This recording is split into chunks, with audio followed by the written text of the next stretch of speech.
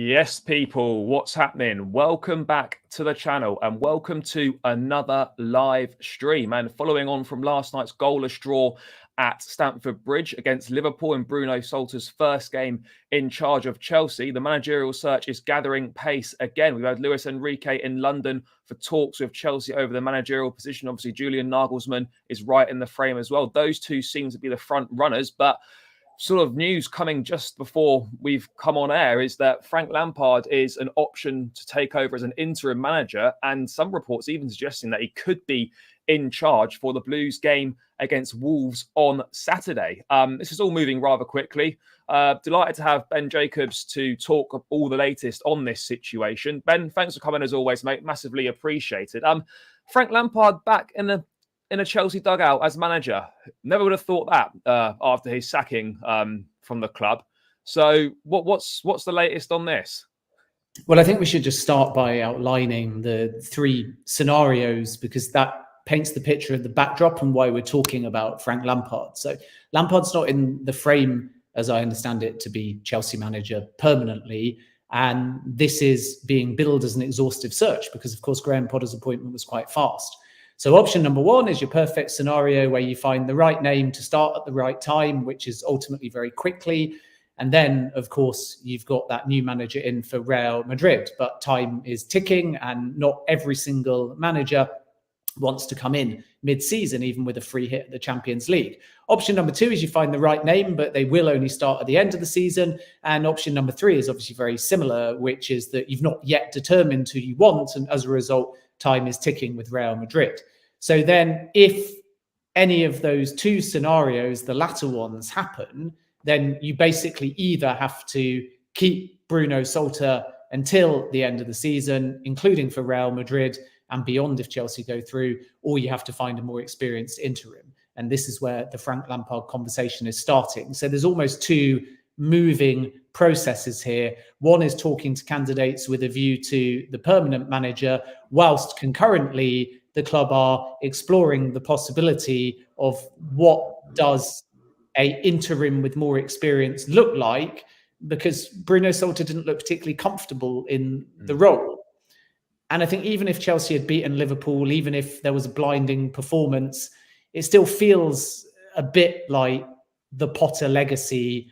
And naturally, because Chelsea's entire season hinges upon Real Madrid, if they can have somebody with the type of experience that Frank Lampard has, it could be highly beneficial. So this isn't necessarily definitive to the point where they're saying it's definitely a more experienced interim, but it's obvious that there are candidates out there that Chelsea wants to talk to in depth, and there is time ticking getting somebody in time to start against Real Madrid. And even if they could, you have to consider it from the manager's perspective as well. Do they have the desire to come in right now? And this is where I think Lampard is win-win in every way. And you could make an argument if he'd take the job for somebody even like Brendan Rodgers as well, who has got links with Chelsea too. Because any experienced interim has the chance to bolster their reputation, get a free hit at the Champions League, and also be quite non-accountable. If Chelsea get knocked out to Real Madrid, they were never the favourites. If Chelsea don't score goals, then how's anyone that's only an interim expected to change things dramatically without a transfer window in the space of just a few games? If Chelsea miss out on any kind of European football, it won't really be pinned upon an experienced interim manager.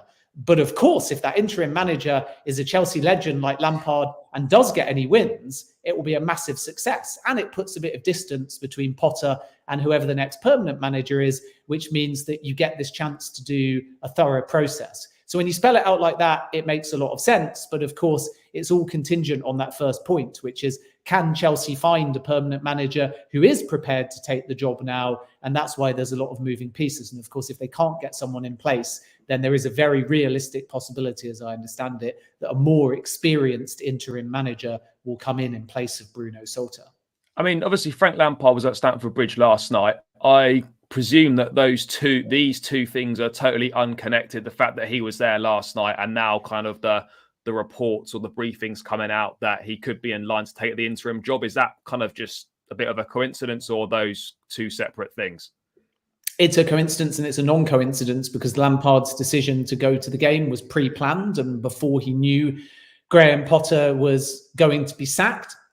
But by being at the game, he obviously was in the right place at the right time. And as I understand it, with some members of his prospective coaching staff as well. So quite clearly, after Graham Potter went, with Lampard being there, the benefit of him attending and the conversations that he was able to have will have been highly significant.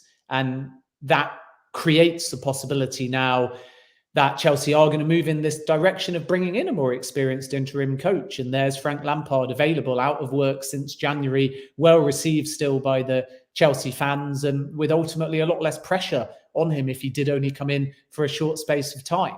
And I think also the advantage of Lampard is it's a mood lifter. It's something the fan base can get behind. It's something the ownership can get behind. So there's a lot of pros, but I still think we're in this concurrent scenario whereby you have to talk to the likes of Lampard, and I'm sure he won't be the only one under consideration for a more experienced interim coach, because Chelsea are running out of time ahead of Real Madrid.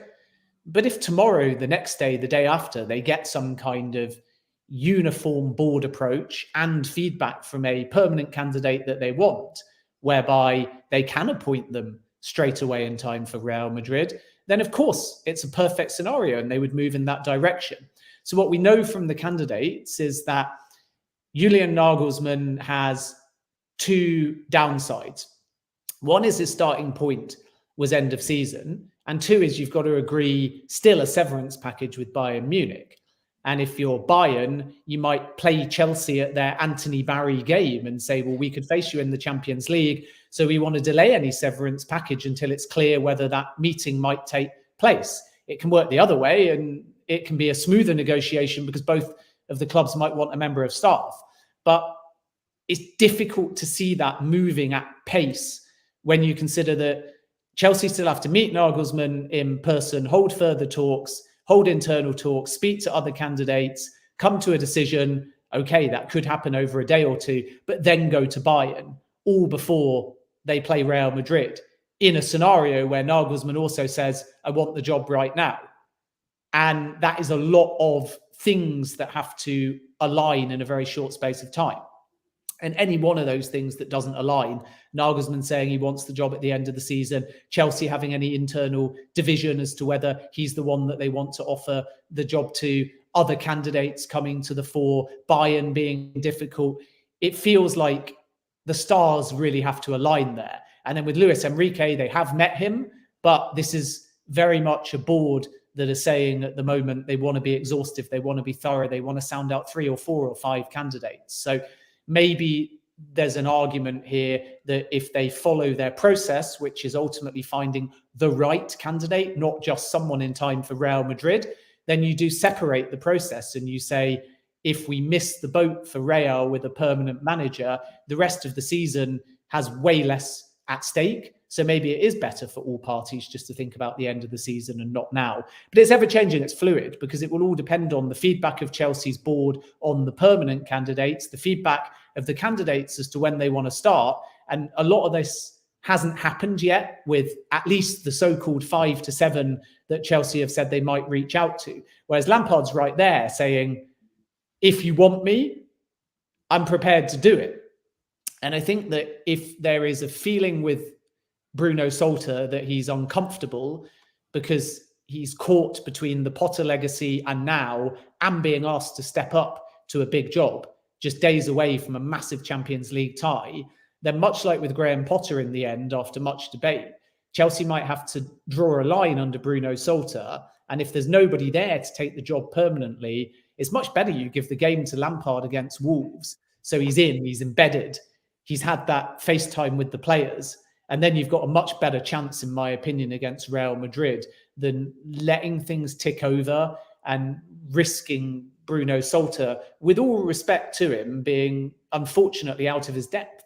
Yeah, no, for sure. I mean, just whilst you've been explaining that, obviously David Ornstein's just put a tweet out saying that Chelsea are close to appointing Lampard as head coach on an interim basis until the end of the season. The proposed deal would see him installed immediately, whilst the search for the new permanent boss would continue in weeks ahead. So it looks like that this actually could well be happening, which I think is a massive turn up for the books. I don't think any Chelsea fans or any people involved in football would have expected this. In terms of just Lampard himself, Ben, this would be something that he perhaps didn't expect after a disappointing spell at Everton as well. I mean, just on him, what do you think he can bring to Chelsea for the remainder of the season whilst they continue searching for a manager? Because, he did well in his first season there when he came in, the transfer ban. We lost Eden Hazard. He blooded the likes of Reece James, Mason Mount into the Chelsea first team. Firstly, what do you think Lampard can bring to a group of players that look low on confidence, aren't performing well? And what do you think it could do potentially for his managerial career as well? Maybe it could put him in the shop window for a summer job, potentially Leicester City or Crystal Palace or clubs like that. Well, I think from Lampard's point of view, it's win-win, isn't it? Because in essence, he's in the kind of position where he comes back to a club that love him, and his reputation is never going to be tarnished at Chelsea because of the player that he was for the football club. So the fan base will take to this, especially if it's effectively a choice between Bruno Salter or Frank Lampard, and then the exhaustive search, as Chelsea have said very genuinely will take place, can continue without the pressure. And Frank Lampard would have a free hit at the Champions League and a chance to ultimately repair a bit of the relationship from the back end of his time at Everton, which was obviously problematic. I think it was 9 losses in 12 games before he finally departed that football club. So he effectively comes, in inverted commas, home to a club and a fan base and a dressing room that highly respect him. And it's a fresh perspective. It's someone that understands the Chelsea culture. It, I think, takes away the chaos. And in essence, as I said right at the top of the show, if you're Lampard, if you do anything in the Champions League, and Chelsea love a caretaker that ultimately succeeds, it's just somehow randomly ingrained within their history that, if anything, caretakers don't go to the extreme of being risks or fail. They end up coming in and over succeeding somehow and have a crazy knack of doing so, to the point where you start to think, well, maybe they should take the job, but they haven't, obviously, in the past. So Lampard has a complete free hit here. He'll have all of the support from the fan base. He'll have all the support from the owners. He'll have many in the dressing room that know him and respect him. I don't think that people will really look at the managerial record in the past, because everyone understands that it's a short-term thing, and it would just give Chelsea a boost and a buzz to take this hit at trying to cause what we have to now term a Champions League upset against the defending champions Real Madrid. And then from there, away from the Champions League, there's way less pressure in the league. All Lampard would have to do is try and get goals and get people going before whoever comes in at the end of the season takes the reins off him. And in my opinion, having a transition via Lampard, not via Bruno Salter, puts some distance between Potter's sacking and any new manager, creates a bit of a fresh atmosphere, and gets everybody thinking forwards rather than thinking backwards. So it just feels win-win to me if, and this is the big if, Chelsea can't find anyone that's the right fit, the right name that can start now. And based on what we're hearing in the course of the last hour or two, it's moving quite fast. And it does look like there's a very realistic possibility that Frank Lampard will come in. And this has been bubbling, by the way, since yesterday, really. And I reported this probably 24 hours ago, put something out this morning as well, that this was the other scenario of, we're not going to rush it, and we haven't found a candidate yet that said, I'll take the job tomorrow. So instead of thinking about this in terms of a permanent manager solution, it becomes about something between now and the end of the season that isn't Bruno Salter. And I think that Chelsea probably always had this in the back of their mind, but they wanted to give Bruno Salter a fair chance against Liverpool. But what's obvious and I suppose understandable but unique about Bruno Salter is that regardless of what he may or may not be able to do as a coach, it's abundantly clear that he's gutted for Potter. He's part of that regime. He's resigned to the fact he's leaving the club. He's only on a game-by-game basis. He's never picked a starting 11 before that game against Liverpool, and even in the post-match comments, did you enjoy it? Well, not really. I'm disappointed, because he knows that he's not going to stay for long. And when you have that kind of interim, as opposed to someone that's actually been brought in specifically for a short-term role, rather than left there as a sort of remnant of the previous regime, that's the key difference here. Bruno Salter is part of the failure of the Potter experiment. So to ask him to dig deep and somehow win the Champions League for Chelsea without that experience as a manager feels almost farcical when you spell it out. And that's nothing against Bruno Salter. I think that's any manager in that position, which is why I think if Chelsea can somehow get a scenario where they have their cake and eat it, where they get a fresh start, they get a club legend, but they also continue this thorough and exhaustive search for a manager, then I think it becomes win-win all around, including, by the way, for Bruno Salter, who I think will, and I don't mean this in a negative way, I'm probably going to phrase it badly, but we'll be glad to see the back of Chelsea because he's been put in an almost impossible position. Yeah, I mean, in terms of obviously who might be part of Lampard's coaching staff, you touched on it earlier, Ben, that, you know, obviously last night some of his potential coaching people were in attendance. Who would likely make up the backroom team? Because obviously knew in its previous time at Chelsea, you had Jody Morris there, who's obviously now at Swindon Town. Do you have any insight onto who might make up part of the backroom team for Lampard at all? I think at this stage it's impossible to tell because it's so fast moving. So first and foremost, we know that Chelsea are now working on this deal for Lampard. And since probably early morning or lunchtime today, it's been quite clear that Lampard is open to that possibility as well. I think that before the Liverpool game, it was still being billed as very much, let's see how Bruno Salter does. After the Liverpool game, it becomes more about, are we going to find the name, which is why they're talking to them so quickly, or are we going to go with a manager until the end of the season? And that's where we're at the moment. But I think what is pretty clear is that anyone that comes in right now will either be people that are out of work and Lampard trusts, which is ultimately his Everton coaching staff, or in-house within Chelsea. So I'm sure that some people will jump to a conclusion of Lampard plus Terry, which will be quite interesting if it ever happens. Any chance of Ashley Cole? I mean, anything like that. These ex-Chelsea legends all clubbing together to win the Champions League would be the most ridiculous story. We saw when Lampard joined at Everton that he had Joe Edwards as assistant manager and he had Paul Clement and Chris Jones as those first team coaches. Not everybody is available, but Lampard, with a lot of those that are out of work from that Everton setup, was accompanied, from what I understand, for that Liverpool game. So I think it would be quite a familiar Lampard coaching team coming on in the short term.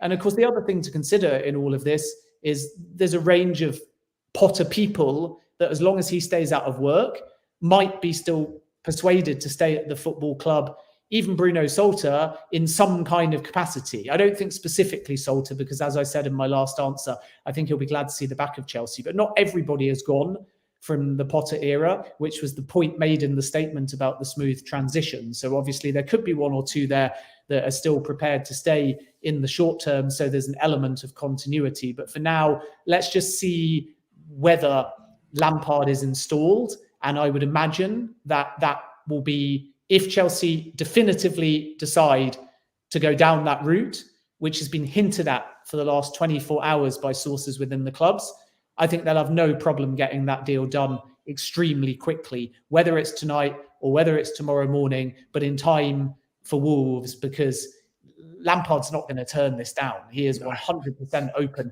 to taking the job. So if Chelsea want an interim and they've fixed upon Lampard, which is common sense, and your only other option is really Brendan Rodgers, but I think the difference is that Rodgers probably feels like he wouldn't take an interim straight after Leicester unless he felt he had a chance of being considered for the permanent gig. Whereas I think Lampard's quite happy to come in and say, I know I'm not going to get this gig. Probably even if he wins the Champions League, he's not going to be in the frame for the gig, because whilst Lampard does his job, Chelsea are going to be out there advancing the process of finding a permanent manager, with Nagelsmann and Enrique being the two to watch. So if you look at it in those terms, Lampard won't be able to interview for the job in practice because too much work will be done on lining up other candidates. And I think he would be happy with that dynamic. In fact, I can say categorically he is happy with that dynamic, because I know he is 100% open to taking the Chelsea job.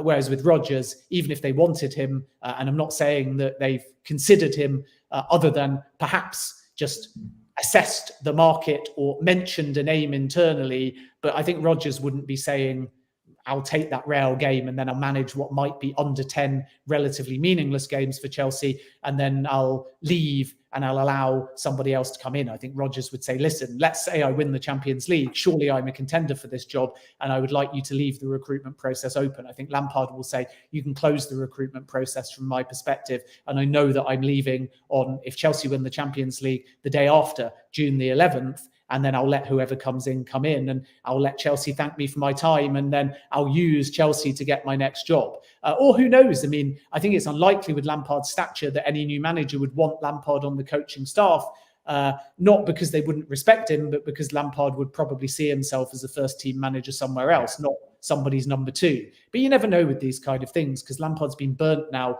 through the Everton sort of back end, under very complicated circumstances and under very complicated owners. But I think this is all moving very fast. It's moving very fluid. And I think that if Chelsea want Lampard, it will be done very quickly. Yeah, I mean, it's quite something. I mean, yeah, Chelsea's it's been mad this season. Obviously, Tuchel going, Potter going, Lampard possibly on the brink of coming back. I mean, all sorts is going on. I mean, this clearly to me, and you can correct me if I'm wrong, points to the fact that the preferred candidates aren't willing to take over before the end of the season and would prefer a summer takeover. So if we just dive into kind of the front runners at the moment, obviously Julian Nagelsmann, former Bayern Munich manager, is one of the front runner, one of the favourites for the job. Obviously a lot of backing from within Chelsea for him, from the former Red Bull guys, the likes of Vivell, Lawrence Stewart as well. What kind of position can we say that Nagelsmann is in for the Chelsea job? I mean, is he the favourite?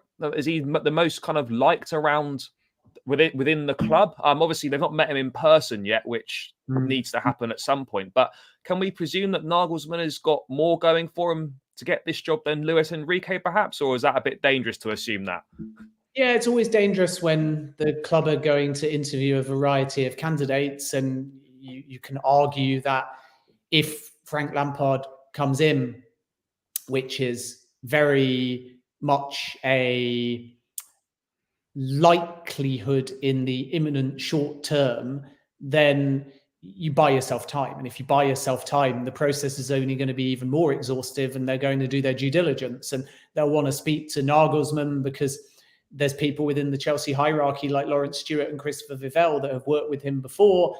But they'll also have to understand the severance with Bayern, which I doubt will be an issue, but as I said before, can be time consuming, and these so-called disciplinary issues, because the last thing that Chelsea will want is a phenomenal manager and coach that is not the right type of fit personality-wise and strategy-wise. And it's a two-way process as well, because Nagelsmann has lots of offers, and even if not all of them have been tabled yet, they'll be incoming between now and the season. So it's not only Chelsea deciding who they want, it's the manager deciding whether it's the right fit as well. And by all accounts, Nagelsmann is very much open towards Chelsea, and Tottenham haven't really made their move yet to any significant degree.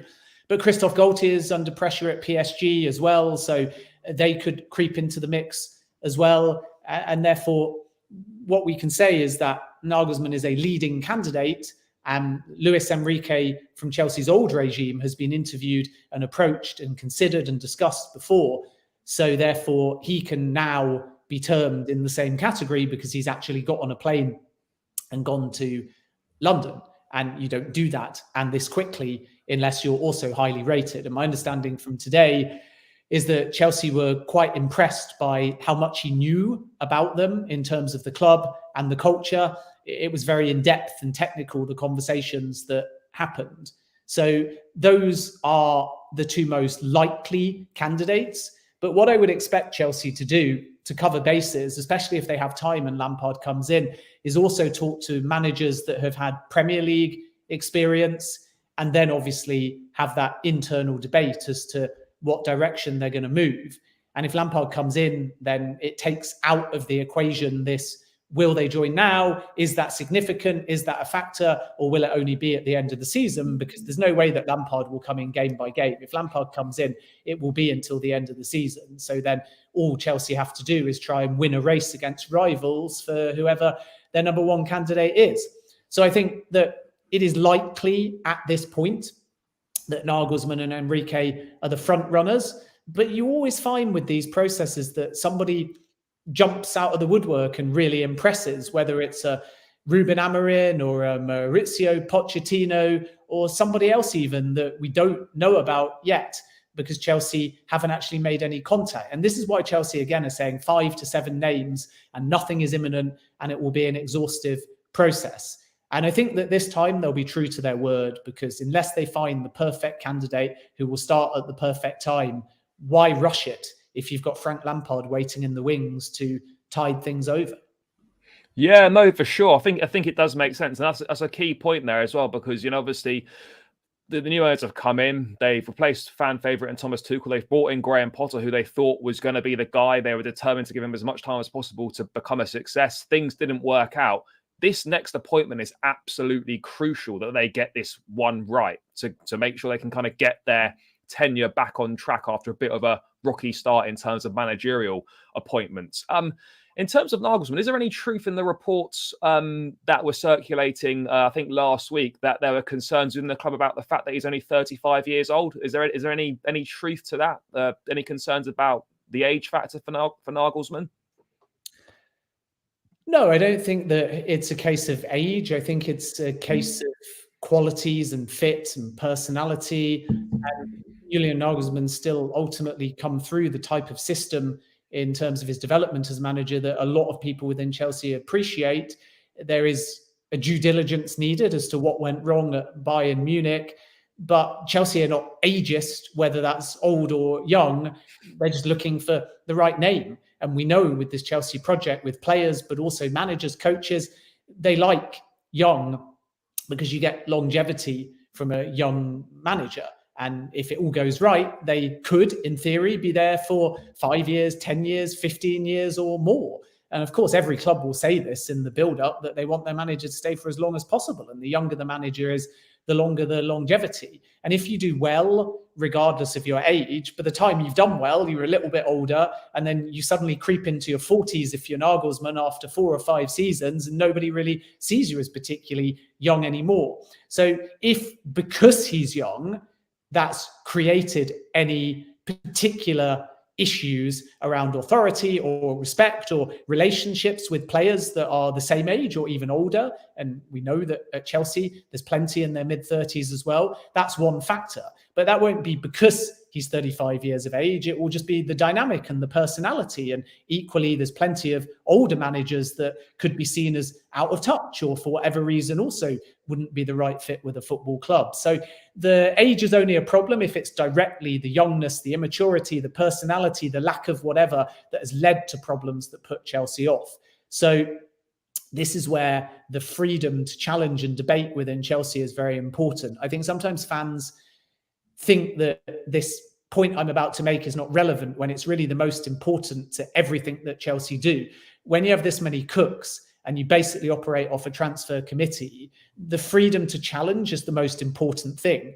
But because a club will always say afterwards it's unanimous, Potter going was unanimous, the decision to interview these candidates was unanimous, the decision to appoint whoever was unanimous, the plan to bring in Frank Lampard was unanimous. Fans always somehow think that it was decisive and quick and there was unity. But that's not healthy, because it either tells you that you've got one autonomous figure, such as Behrad Eghbali, who I've repeatedly says has this power, even if perhaps Todd Boehly gets the limelight, or it tells you that you've got a hierarchy with predominantly yes men, and as a consequence, there's no real debate. What you actually want is respect and titles not mattering, and a series of different opinions to then come to your conclusion.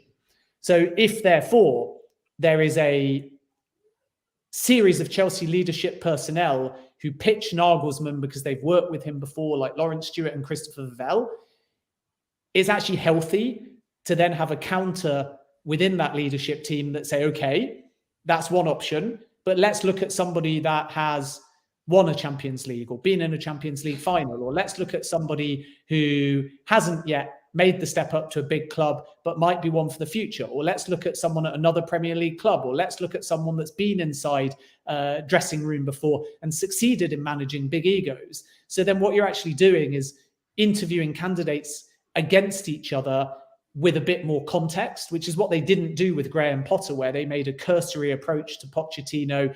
They, to some extent, sounded out Amorim, but not really in a formal interview. And then they thought, Potter's right, good personality, just the fit we're looking for, let's move. And they were so quick and decisive that they never really assessed the market. So when people say perhaps certain members of the Chelsea board are worried about Nagelsmann's age, I think they're more worried about whether or not they've done enough due diligence to look at the pros and cons and the pitfalls rather than rushing into anything, which again is why settling things down with Frank Lampard and giving themselves as much time as they need to find the right choice is going to be more significant than running after one individual name quickly and then finding out that it backfires. And I think the last thing that I'd say is that even though you could make an argument that anyone coming in might want that Real game, and there's definitely something to be said for that, you could also say that with an interim manager, they are not accountable for what they inherit as much. And the dressing room are going to be galvanized to finish the season strong because they're in the shop window to the new manager and they're working under a new culture under, let's just say, because we know that it's heading in this direction, Frank Lampard. If you're Nagelsmann or Enrique and you come in now, if you lose against Real Madrid, the fan base are not going to pin that on you, but you've still ultimately started with a failure and then you're there to kind of linger. And then if you don't finish the season well, it's a slightly different mood heading into pre-season because you've given away what your starting 11 is. You've given away what your preferred culture and training methods are. You've still inherited a big squad. You've still got a load of players that are outgoing. You're kind of accountable a bit for who you're going to keep and who you're not going to keep. You're part of the problem you're inheriting. Whereas if they can use an interim manager to have a bit of success, then the new manager can come in and the clear out will have already started. The new manager can come in and the goals might have already started. The new manager can come in and Kante's contract might have already been signed. So these sort of things that predate the manager, all the loose ends can be tied up a little bit. And that, I think, can be quite beneficial to a manager. Whereas if they come in now and let's just say for the sake of it, want to play Aubameyang, then does that kind of change the mood a little bit? What if they don't play Mason Mount? Does that impact the fact that he goes, or vice versa? If Mason Mount suddenly starts playing, does that mean that somebody else in the squad says, well, okay? And because they've not had that pre-season to really assess, they can't make decisions in the same informed way as they would if there was less at stake. And that's, I think, why a lot of managers are reticent. They see Real Madrid and they say, okay, I could take that game. But they also think, well, I'm going to have to pick an 11 for that Real Madrid before I've really got to know everybody. And how's that going to be received by the players? How's that going to be received by the balloon squad that I inherit? And this is why I think that it is very sensible for Chelsea to make an offer to Lampard and then wait and then make sure that they get in this new manager properly rather than rush it with that one game in mind. Yeah, mate, for sure. I mean, just you touched on the kind of the decision-making process there, mate. In terms of how do they come, is it done like sort of by like democratically in terms of, you know, obviously in the setup, you know, you've got the likes of Win Stanley, Joe Shields, you've got Lawrence Stewart, Christopher Vivell, etc. Obviously, there's a few guys in there. They're not all gonna agree. Is it just done on a purely voting process? So like if you've got like three that like, you know, that like Nagelsmann, one that perhaps doesn't, and vice versa with Enrique or any other candidates, and then they feed that back to sort of Bowley and Eghbali? How is a decision reached? Is it very much that Bowley and co are leaving these guys in charge? They'll kind of run the process and then kind of report back to them with the decision. Is that how it works, or? Well, I think it's different this time. So with the appointment of Graham Potter, it was obviously Bowley and Eghbali leading, and they had to, because in essence, they were the only real people driving things. Now there's been a clear shift from that towards letting the football brains and the co-sporting directors lead on the process, which is significant in many ways because it's showing this team-orientated decision by numbers approach. So both Winstanley and Stewart, but also to an extent Vivell, will input in the earlier stages and feed options back up to Bowley and Eghbali, and they'll be discussed and debated. And no doubt, for the sake of a thorough process, there'll be different cases made for different candidates. It won't just be a case of this is our singular recommendation. It's like any job interview. You whittle it down from 5 to 2 and then eventually 1. And you would expect there to be debate and healthy disagreement, because if there wasn't, you've got a culture of yes men. But eventually, once that debate has happened and once there is a recommendation made, if there is to be any dispute, or if there's pros and cons for two different candidates, then Behrad Eghbali, as the majority owner, along with Todd Bowley, will obviously be the final decision makers. And it's as simple as that. So they're the ones that are taking the call, for sure, along with the board. But in this instance, they are trusting and delegating and relying upon the football experts. So I'd be surprised if Winstanley and Stewart do come with a clear, singular recommendation, if Eghbali in particular, and Bowley as well, go against that or have doubts and ask for more information. If they're convinced by their football experts, I think that they will trust that, because they're the ones now placed in charge of ultimately turning Chelsea's fortunes around. And the other thing about Bowley and Eghbali is that they're obviously learning on the job. So what they learned from the Potter recruitment is not to rush this. What they learned from the Potter recruitment was to sound out different voices. And what they learned from the Potter recruitment, and also from Tuchel, who they respected as a coach, but was not the right for them anyway. There's two sides to every story, but personality fit, that there's a lot of things required to succeed as a Chelsea manager. So this process isn't only about who Winstanley and Lawrence Stewart recommend. It's also about what's gone wrong with Tuchel and Potter that we don't want to fall into the same trap with again. And that's where I think the ownership in their brief, because they weren't there at the club at the time of appointment, will be reiterating to Winstanley and Stewart, you know, we know you'll pick an elite level football coach. That's what Chelsea expect.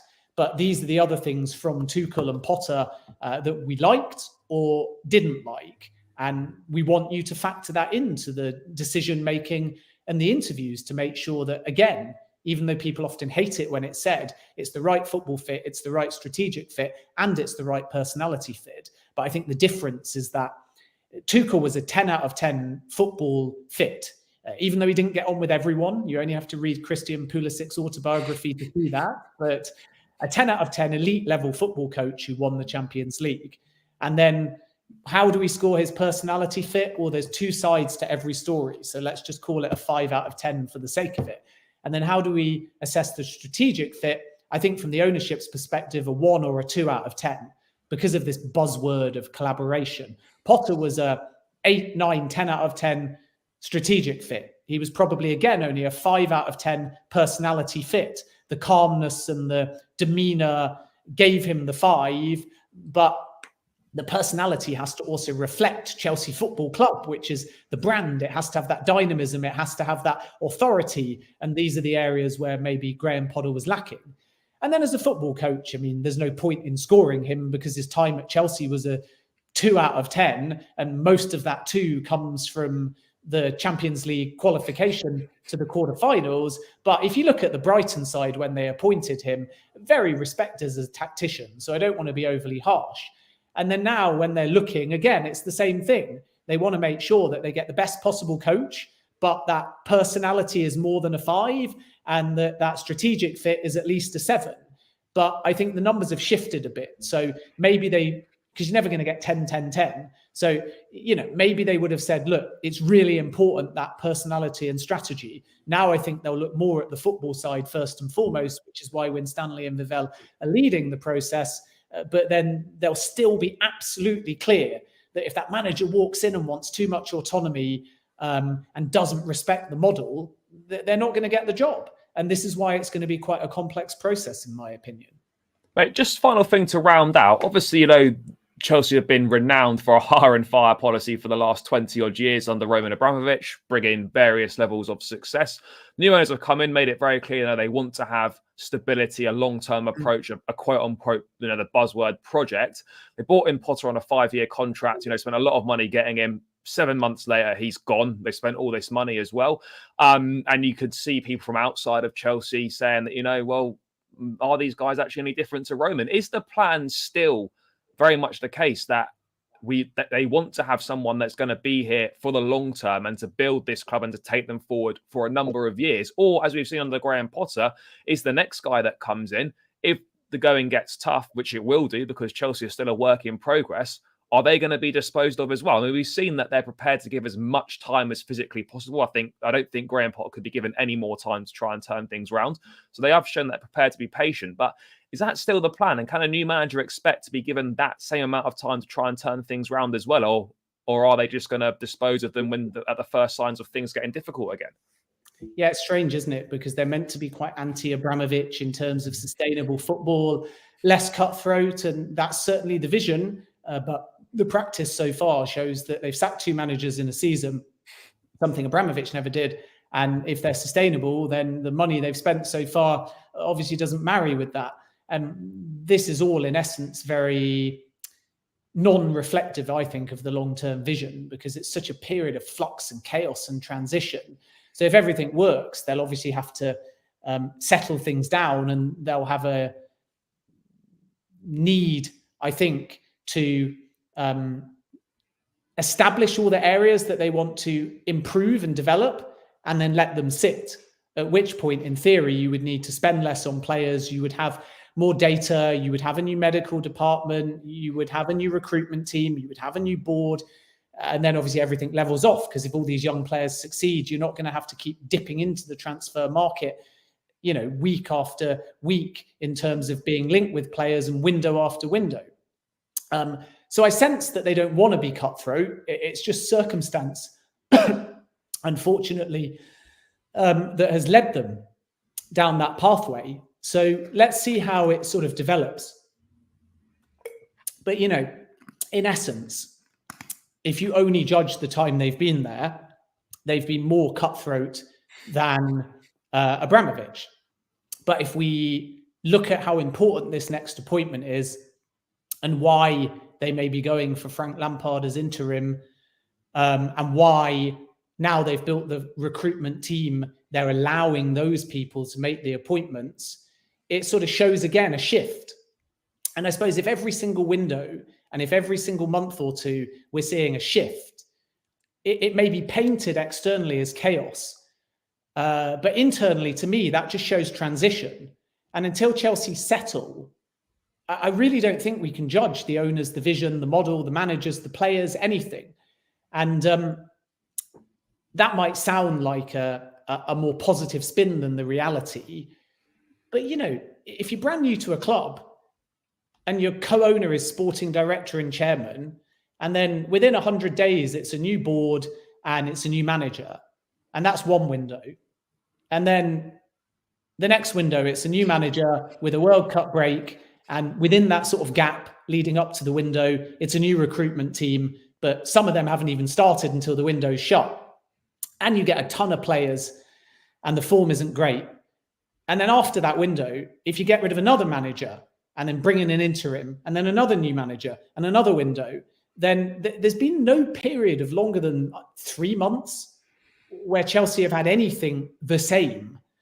And even next summer, now they'll have a new manager, will not be the same. So you could make an argument that with the next January after that being mid-season, it won't now be until summer 2024 where Chelsea will have had any kind of uniform consistency of ownership, chairman, sporting director, recruitment team, players, and manager.